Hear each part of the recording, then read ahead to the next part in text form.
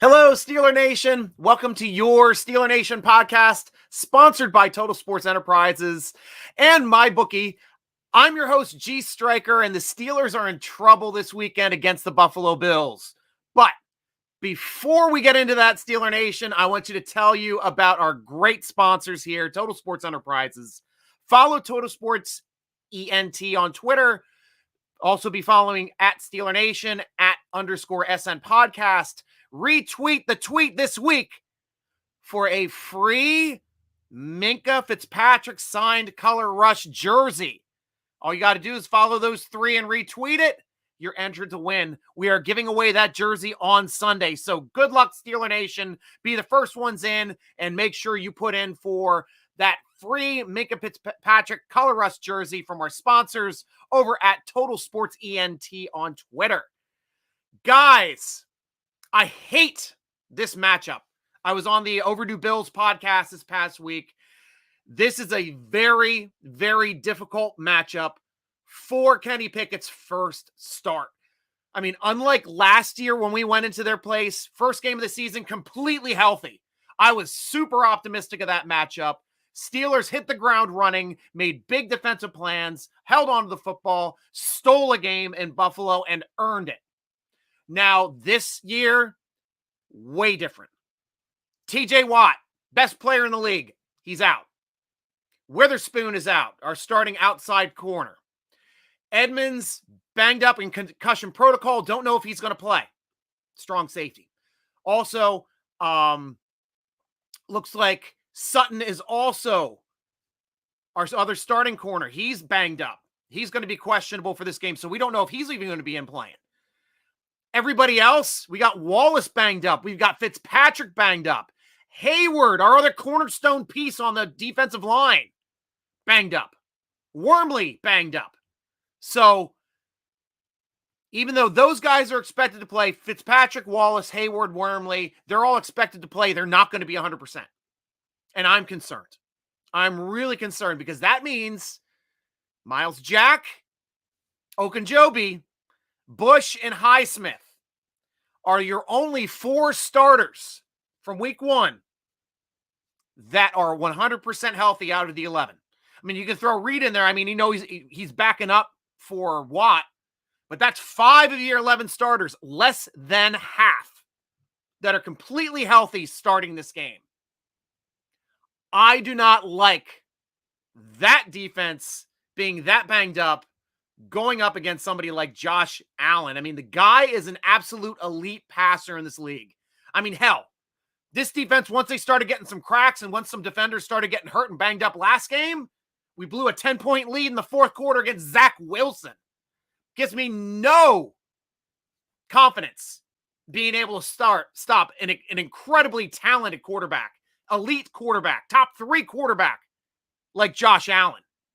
Guy that hates to lose not only games, but plays in downs and distances. The guy is a competitor. Very, very tough matchup. So, moving into this game, Kenny Pickett's first start, there's only one path that I see for victory this week. Number one, and it's got to be, we have to have all of these things fall into place for Kenny Pickett to earn his first victory. Number one, don't turn the ball over. We had 3 interceptions last game. I'll be at that last interception of the game. That is fine. I will live and die with a Hail Mary interception at the end of the game you're trying to win. That one I can throw out. It's the other 2 that were fought for that knocked back and ended up going to other people. Claypool not fighting for his interception. Ended up being a punt. But still, bad situation. And also Freiermuth going through his hands. Something that rarely happens. Going to the other team. That cannot happen this week. Even if it's the fault of the receiver.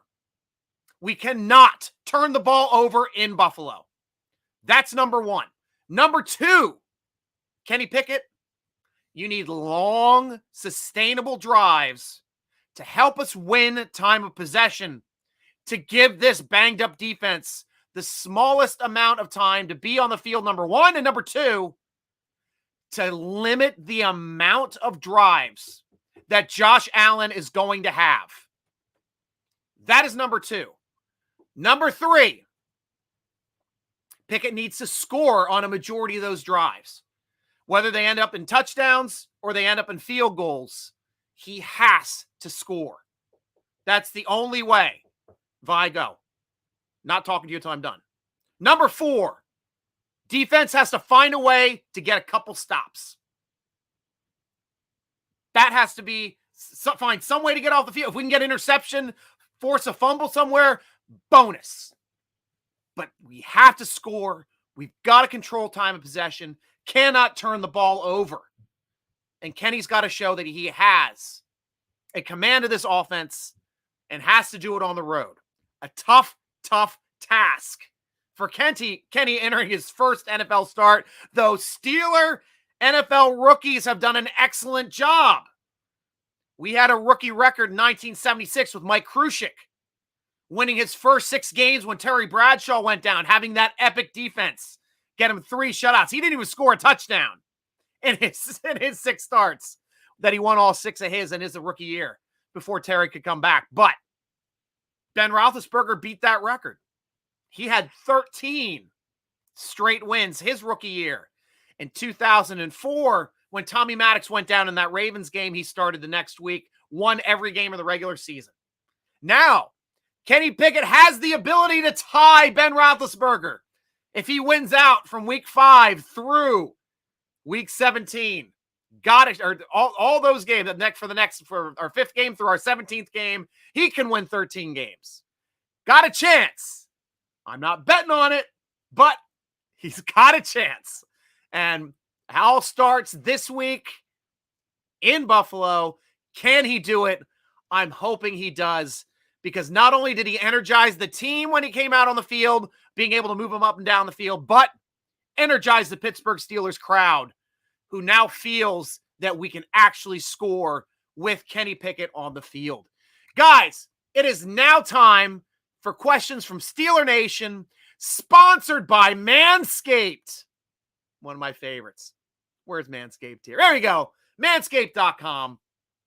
Guys, be sure to go out there and take care of your member and your balls like Najee Harris knows how to take care of those balls. He doesn't put them on the ground. He wouldn't fumble those balls. Manscaped will do the same for you. Go out and get their platinum package. It comes with their lawnmower trimmer, their weed whacker, ear, nose, and throat trimmer, ball deodorant, 2-in-1 body wash, shampoo and conditioner, boxer briefs, a travel bag. Get it all from Manscaped to help to turn your player into an MVP. And we all know what the P stands for, don't we? You down with MVP? Yeah, you know me. You down with MVP? Yeah, you know me. Manscaped.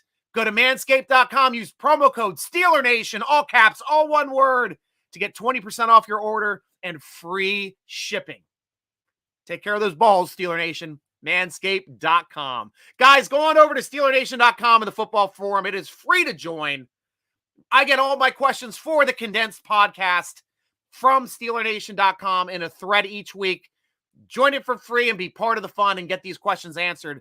First question's coming over from member/Steel. Striker, will you start wearing gloves to pay tribute to Kenny? I am all for having an advantage of Kenny with his small hands and that Pittsburgh weather wearing those gloves. Definitely. And I will be wearing my gloves at the outdoor games here in the next couple weeks because it's going to start getting cold, but I will definitely do it in his honor. I'll be wearing receiver gloves too. I like the tackiness of the receiver gloves. Being able to use them in the colder weather definitely helps out a lot. That was a fun one. Definitely love that one. Also from Slash, is it time to give Loudermilk a hat over Alualu? Perhaps, but I think Alualu is actually behind Liao as a defensive tackle and not a nose tackle. I don't think he's in the nose tackle spot. I think like Okunjobi, I know he can play some zero tech there at the nose. Adams is starting now, obviously. Don't know what they can do, at least for Alualu being active on game day. I think they're rotating him in because he's a vet presence. He'll keep him fresh. Not having to start all the time will also help him in his reps too. Next question from still Slash Steel. We got a couple here from Slash. How long will it take Kenny to get adjusted to the NFL? Now, I think he's already NFL ready. I think he's already adjusted to the NFL. I watched him play in that last game. He had command of the huddle, getting them in and out, played with some pacing, looked poised in the pocket, delivered the ball, knows exactly where he wanted to go with the ball, got it out quickly.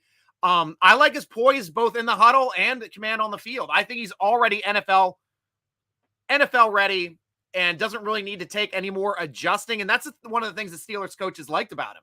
They thought he was an out-of-the-box, ready-to-go NFL starter. They did the right thing. They had an open competition. They stayed with Trubisky. Trubisky was hot in the preseason. I don't fault them for that. But Trubisky fell off when the regular season started. He could not move the football. Could not. And it was time to make a change. Next question from Slash. Next 4 games what is the outcome for the Steelers? Wins versus losses. We've got the Bills at the Bills versus the Bucs at home, at Miami, at Philadelphia. I'll tell you one thing. Steelers, honestly, they need to take 2 of those games. I mean, realistically, they might take 1. I hope they can take 2, but I'm not optimistic until we get Watt back. Once we start getting Watt back, this defense and this team is going to be a different team. But that's what I'm looking at in the next 4. Last question from Slash Steel. Will the Steelers trade away anyone? If they do, who is your guess on who they would trade? There's only one guess and one good trade option, honestly, on this roster, and that's Mason Rudolph. The NFL needs quarterbacks. Quarterbacks are starting to get hurt. The commodity is starting to rise, but Steelers want a day 2 pick. And unless we're getting a 3rd rounder for Mason Rudolph, he's going to be on our roster, honestly. And I think it's about time to warrant a quarterback with NFL starts in this league that has winning record in this league as a starter. He should be able to merit a 3rd rounder now that teams really are starting to get banged up at the quarterback position and need a healthy quarterback to come in and help their team out. I think a 3rd rounder is a good place to go to get somebody like Rudolph, but we'll have to see. Still not holding my breath that he's going to move, but that would be the only one I'd see. Next question's from Mad Insomniac. If you can make 3 moves to upgrade any components, players, coaches, or scheme, etc., to fix this team, what would they be?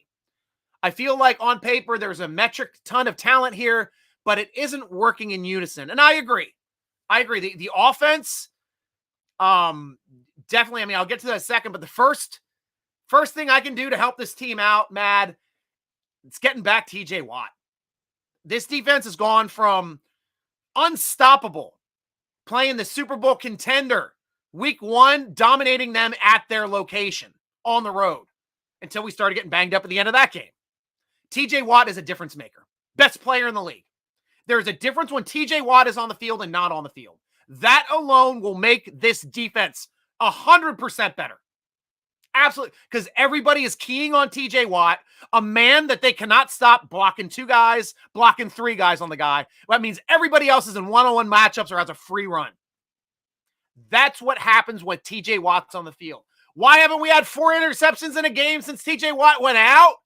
Because TJ Watt was taking up all the pressure, all of the scheming in the first game. You put him back on the field, they're going to be worried about Watt again. The secondary will again feast. That's what I'm looking for. That's the biggest move right there. Number 2, I think, honestly, too, the scheme is going to start correcting itself on offense with changing from Trubisky over to Pickett. Canada was getting our young offense consistently in 3rd and short. 3rd and 5, 4, 3, 2, or 1. Trubisky just couldn't convert it.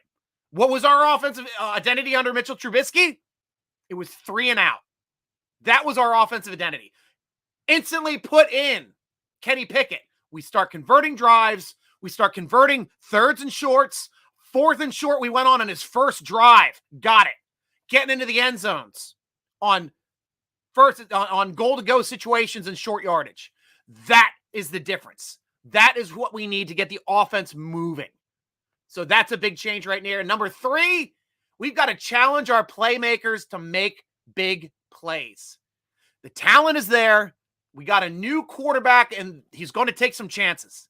He's going to give these big receivers like Claypool, like Pickens, a chance to make plays on these footballs, but they've got to be the ones to go up fight for those footballs, make those plays for his quarterback.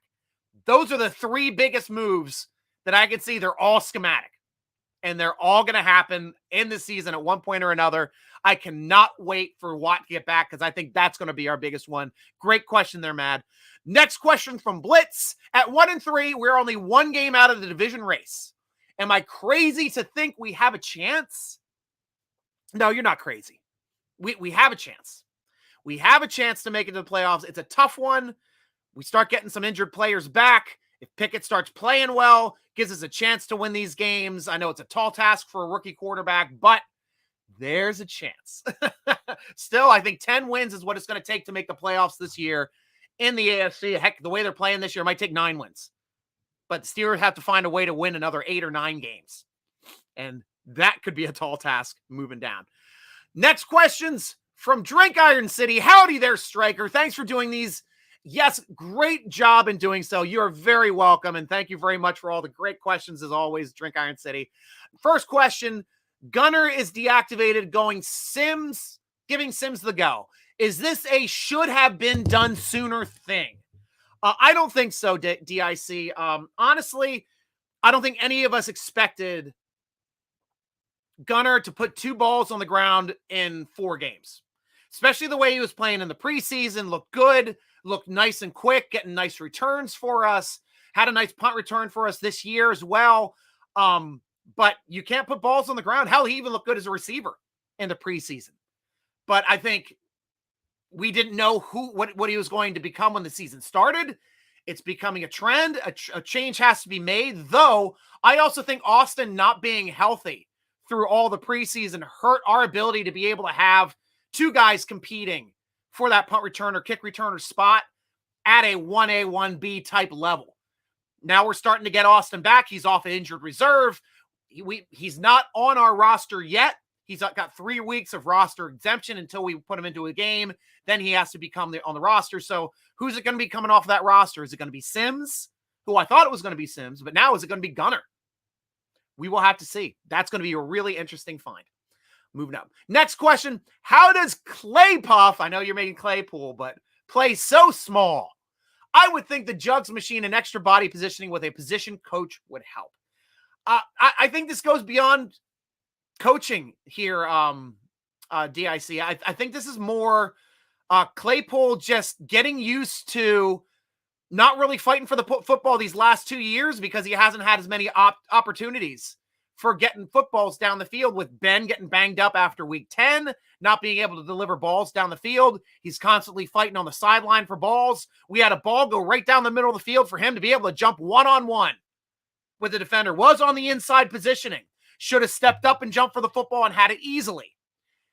He played passively. The defender made a one-handed play on his back hip to intercept the ball. Much shorter defender. Should never have happened.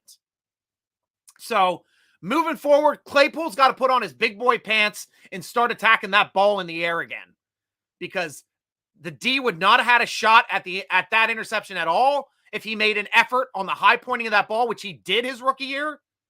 So that's what he needs to do, is to continue to be aggressive to help Kenny out, because he's going to start getting opportunities now, and that team needs to start fighting, and they are willing to fight for this quarterback. He's their new guy. They're excited for it, and they know they have to help him win games. That's what it's going to take, and Claypool's got to put on his big boy pants to do that. Last question. Canada seems to be holding this offense back from us being able to see if the scheme can even work in the NFL. Could a different play caller be used and possibly make this and scheme appear NFL ready? It's exactly what I talked about earlier in the show here, Drink Iron City. I think a change in quarterback has already shown that they can score 2 touchdowns and a half, whereas they were scoring 2 touchdowns in 2.5 games underneath the Trubisky. That's the big difference. So switching to Kenny right now is the right choice for this offense, because he's the one converting these 3rd downs and short that Canada is putting this offense into with our scheming. We're getting wins on 1st down, picking up 3, 4, 5 yards on 1st downs, putting us into 3rd and manageables. Kenny's the guy that can convert it both with his feet or throwing a ball to a wide open person. And I'm looking forward to him continuing to do that as well. So we'll see it coming up this game. Last comment, always listen to these while making supper and enjoy the crap out of them. Thank you, sir. Thank you, Drink Iron City, for all the great questions. Little disappointed you didn't ask me an oddball question, but we'll get it from you next week for the next podcast. Salute the nation and salute you, Drink Iron City. Guys, be sure to check out our other sponsor, MyBookie. Use promo code SteelerNation, all one word, at mybookie.ag. Start up a new account. You get double your deposit. Put in $25, you get 50. Put in 100, get 200. All the way up to 1,000, you get $2,000. mybookie.com. Good luck with your betting. Take Buffalo to cover. You want to make money this week? Buffalo to cover is my safe bet at mybookie.com. Be sure to check out our sponsor, Total Sports Enterprises, tseshop.com. Also had that great jersey that we were talking about. Get that Minkah Fitzpatrick signed jersey. Color Rush jersey, Steeler Nation. Follow over at Total Sports ENT. Grab that tweet. Follow Total Sports ENT. Follow at Steeler Nation. Follow the podcast at _SN Podcast on Twitter. Retweet it. Automatically enter to win that Minkah Fitzpatrick jersey. Good luck, Steeler Nation. I hope one of my listeners here grab it. Follow the vidcast. We're going to be coming out on the vidcast. Should be Tuesday this week at 7 o'clock. If you're following us on YouTube, youtube.com/SteelerNation, subscribe to our channel. You are the first to know when our vidcast is coming up. And also, I record these podcasts directly. So our podcast subscribers or our subscribers on YouTube get to see the podcast as it's recorded before it gets released on the other formats. That's how you get in the know over at YouTube/Steeler Nation. Read our great Pittsburgh Steeler-focused articles at SteelerNation.com. Tweet us. Follow Steeler Nation on Twitter at Steeler Nation. Instagram us and Facebook us at SteelerNation.com. Follow Steeler Nation Podcast on Twitter at _SN Podcast. Or follow me, Steeler Nation Striker at SN Striker on Instagram, on Twitter, on Tickety Talk at SN Striker. Guys, that is all the time I have for the Steeler Nation Podcast. Sponsored by Total Sports Enterprises, Manscaped, and MyBookie. I am your host, G.Stryker, rooting along with you as always. Go Steelers!